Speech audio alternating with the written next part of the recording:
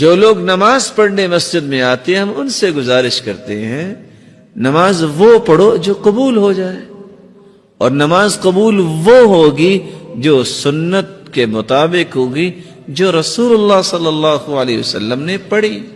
صلو کما رأیتمونی اصلی، صحیح بخاری کی روایت ہے، نماز اس طرح پڑھو جس طرح مجھے پڑھتے دیکھا ہے.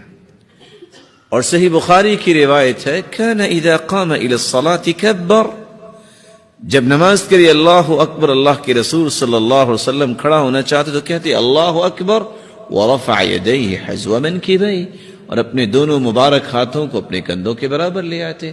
وَإِذَا كَبَّرَ لِلرُّكُوعِ، جب رکوع کے لیے اللہ اکبر کہتے رفع یدیہ حذو منکبیہ، اپنے دونوں ہاتھوں کو کندھوں کے برابر لے جاتے. وَإِذَا رَفَعَ رَأْسَهُ مِنَ الرُّكُوعِ، جب رکوع سے اپنا سر مبارک اٹھانا چاہتے رفع یدیہ حذو منکبیہ، دونوں ہاتھوں کو کندھوں کے برابر لے جاتے. وَإِذَا قَامَ مِنَ الرَّكْعَتَيْنِ، جب دو رکعتوں کے بعد تیسری رکعت کے لیے اپنا سر مبارک اٹھاتے تو کیا کرتے رفع یدیہ حذو منکبیہ، اپنے دونوں ہاتھوں کو کندھوں کے برابر لے جاتے. اور پہلی مرتبہ جب وہ اللہ اکبر کہتے ثم یشد بہما علی صدری، اپنے دونوں ہاتھوں کو صدری کس پہ باندھتے؟ صدر کس کو کہتے ہیں؟ آپ عربی پڑھے ہوئے ہیں سب لوگ، اتنا کامن لفظ ہے. صدر کس کو کہتے ہیں؟ سینے کو. اور سینہ کہاں ہے؟ ہاتھ کے اشارے سے نہیں، اس کو بیان بھی تو کیا جا سکتا ہے نا. سینہ کس کو کہتے ہیں؟ آج کل تو کہ خاصے ملٹی پرپز آگے ہیں، ہو سکتا ہے کہ کوئی کسی کا سینہ نیچے بھی چلا گیا ہو سکتا ہے نا. ایک شخص زندگی نماز پڑھتا ہے، اس نے رسول اللہ صلی اللہ علیہ وسلم کے طریقے کے مطابق نماز نہیں پڑھی. اور سلسلہ صحیحہ کی روایت غور سے سنیے گا.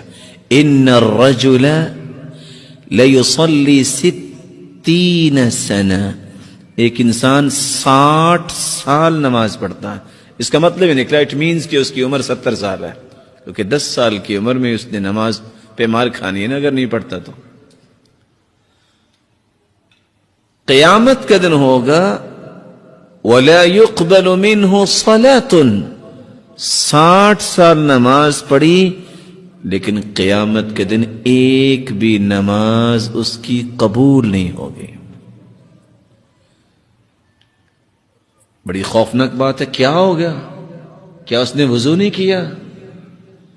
لا صلاة لمن لم يقرأ بفاتحة الكتاب، سورة الفاتحہ جو نہیں پڑھتا اس کی بھی نماز نہیں ہوتی. کیا اس نے سورة الفاتحہ نہیں پڑھی؟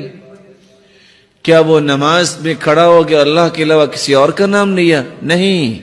وہاں لفظ کیا ہے؟